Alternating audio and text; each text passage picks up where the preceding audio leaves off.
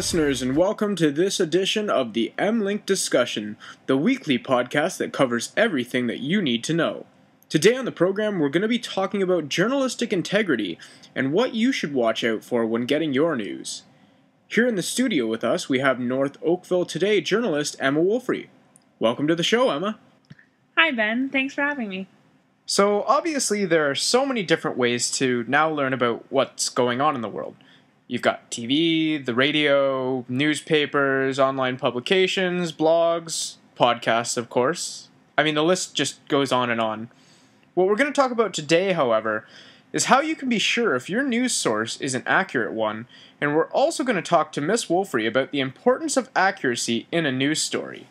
So, I guess I'll start off by asking what responsibilities come along with, being a published journalist. Well, that's actually an interesting question. There are definitely a lot of responsibilities, some that a lot of people reading the newspapers don't even realize. First is obviously telling the truth. You definitely want to be truthful with what you're saying. You don't want to stretch the truth. But you also want, when telling the truth, want to keep the audience in mind and know your audience. For example, if you're writing something for a community newspaper, you want to be fair when you're writing it and not sort of insult the community despite that maybe what you're actually thinking. You also want to monitor power, which is a big one, and that's a big responsibility for journalists, and that's sort of where investigative journalism comes into play because the journalists are supposed to be the voice of the people, so you want to make sure that the people in charge of the people have someone controlling them, which is the job of a journalist. And, what are the consequences or repercussions to, actually getting something wrong in a published article? Well, obviously libel, that's probably the biggest one.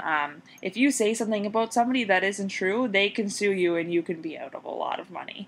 There's a whole bunch of steps to that I won't get into because really only journalists are the ones that need to worry about that. But, you can get fired or you could start riots. There was that April Fool's prank where they said aliens were invading and people were freaking out and jumping off buildings. So there's definitely some consequences that go from little things like libel and the journalists losing their job all the way to people taking what you say as truth.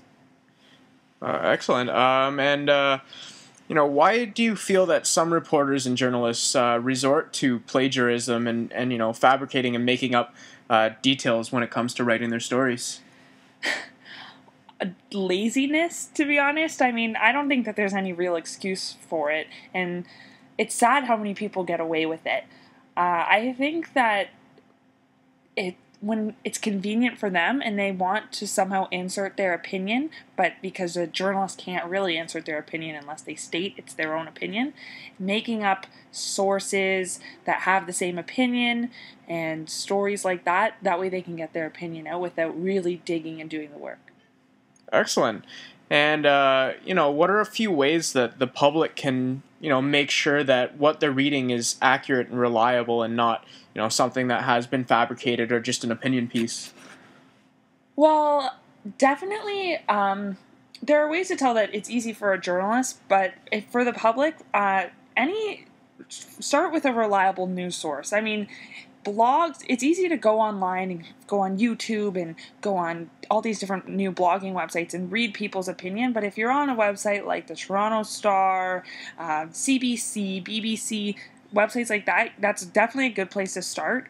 But if you don't have access to those, because a lot of them are starting to charge money, just when you're reading it, a good way to tell is if this opinion is in quotes, then that's a good place to start. Awesome. Well, thank you very much. That's unfortunately that's all the time we've got for today's episode. A huge thank you to Emma for actually joining us today and giving us a great look inside the world of journalism. Thank you very much, Emma. Oh, no problem. Make sure to tune in next week for all the information you need to know. I'm Benjamin Garrett for the M-Link Discussion.